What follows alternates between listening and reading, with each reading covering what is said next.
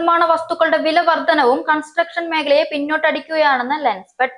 ഗുണനിലവാരം ഉറപ്പുവരുത്താനും അടിക്കടിയുള്ള വില വർധനവ് തടയാനും കളക്ടർ ചെയർമാനായ സമിതി വേണമെന്ന ആവശ്യം അംഗീകരിക്കപ്പെടാത്തത് നിരാശാജനകമാണെന്നും ലെൻസ്ഫെഡ് ജില്ലാ പ്രസിഡന്റ് വി ആർ കൃഷ്ണകുമാർ വാർത്താ സമ്മേളനത്തിൽ പറഞ്ഞു. യാതൊരു മുന്നറിയിപ്പുമില്ലാതെയാണ് ക്വാറി ഉൽപ്പന്നങ്ങൾക്ക് വില വർദ്ധിക്കുന്നത്. നിർമ്മാണ സാമഗ്രികളുടെ നിർമ്മാണത്തിന് അനുയോജ്യമായ അന്തരീക്ഷം സംസ്ഥാനത്ത് തന്നെ സജ്ജമാവേണ്ടതുണ്ട്. വലിയ തോതിലുള്ള വിലക്കയറ്റം ചെറിയ വീട് വെക്കുന്നവരെ പ്രതിസന്ധിയിലാക്കുന്നുണ്ട്. കെ-സ്മാർട്ടിലെയും തദ്ദേശ നിയമങ്ങളും ലഘൂകരിച്ചത് ഗുണകരമാണ്. പുഴയിലെ ചെളിയും മണലും നീക്കം ചെയ്ത് വിൽപ്പന നടത്താനുള്ള സംവിധാനം ആവശ്യമാണ്. നിർമ്മാണ മേഖല നേരിടുന്ന പ്രതിസന്ധികൾ ഡിസംബർ 23-ന് കോങ്ങാട് വെച്ച് നടക്കുന്ന ജില്ലാ സമ്മേളനം ചർച്ച ചെയ്യുമെന്നും കൃഷ്ണകുമാർ പറഞ്ഞു. Secretary Rajesh S, treasurer Rajesh V, ജില്ലാ vice president K Janardhanan, Suresh P, Muhammad Ramees എന്നിവരും വാർത്താ സമ്മേളനത്തിൽ പങ്കെടുത്തു. അനിയന്ത്രിതമായിട്ടുള്ള വിലവർദ്ധനവും യാതൊരു വിധത്തിലുള്ള മുന്നറിയിപ്പും കൂടാതെയുള്ള വിലവർദ്ധനവും അതുമാതിരി ഗുണനിലവാര തകർച്ചയും നമ്മൾ കണ്ടുവരുന്നു. ഇതിനൊക്കെ ഒരു പരിഹാരം കാണുന്നതിനായിട്ട് ജില്ലാ കളക്ടറിന്റെ അധ്യക്ഷതയിൽ ഒരു കമ്മിറ്റി ഉണ്ടാക്കണമെന്ന് നമ്മൾ പല പ്രാവശ്യം ആവശ്യപ്പെടുത്തുന്നുണ്ട്. അത് തന്നെയാണ് ഈ സമ്മേളനം മുന്നിൽ വയ്ക്കുന്നത്.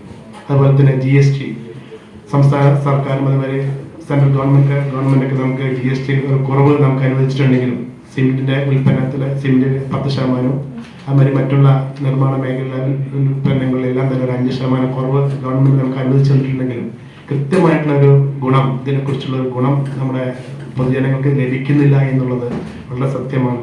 അപ്പൊ അതിനെതിരെ അല്ലെങ്കിൽ അതിനെ ഉൾപ്പെടുത്തിക്കൊണ്ട് നമുക്കൊരു കൃത്യമായിട്ടുള്ളൊരു പരിഹാരം നമുക്ക് ഗവൺമെന്റിന്റെ ഭാഗത്ത് ഉണ്ടാവണമെന്ന് കൂടി നമ്മൾ ഈ സമ്മേളനം ആവശ്യപ്പെടുകയാണ്.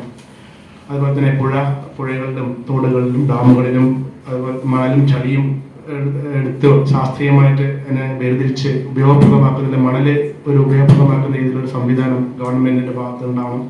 അതുപോലെ കെട്ടിട നിർമ്മാണ നിയമത്തിൽ വന്നിട്ടുള്ള കഴിഞ്ഞ മാസം ഒക്ടോബറിൽ വന്നിട്ടുള്ള ഭേദഗതികൾ പൂർണ്ണമായിട്ടും ജനകീയമായിട്ടുള്ള ഒരു ഭേദഗതി തന്നെയാണെന്നുള്ളത് നമ്മൾ വിലയിരുത്തപ്പെടുകയുണ്ടായി. അത് പൂർണ്ണമായിട്ടും നമ്മൾ സ്വാഗതം ചെയ്യുകയാണ്. അതിൽ വന്നിട്ടുള്ള പ്രത്യേകത എന്ന് വെച്ച് കഴിഞ്ഞാൽ ചട്ടത്തെ പലതരത്തിൽ വ്യാഖ്യാനിച്ച് ദുരുപയോഗപ്പെട്ടിട്ടുണ്ടായിരുന്ന ഒരു കാലഘട്ടം ഉണ്ടായിരുന്നു. അതിൽ നിന്നെല്ലാം മാറിക്കൊണ്ട് നിയമം എന്താണ് എന്നുള്ളത് കൃത്യമായിട്ട് നമുക്ക് പരിപാലിച്ചു പോകാൻ സാധിച്ചിട്ടുണ്ട് എന്നുള്ളതാണ് ഈ നിയമം കൊണ്ട് നമുക്ക് ഇപ്പോൾ വന്നിട്ടുള്ള ഭേദഗതി കൊണ്ട് നമുക്ക് സാധിക്കും.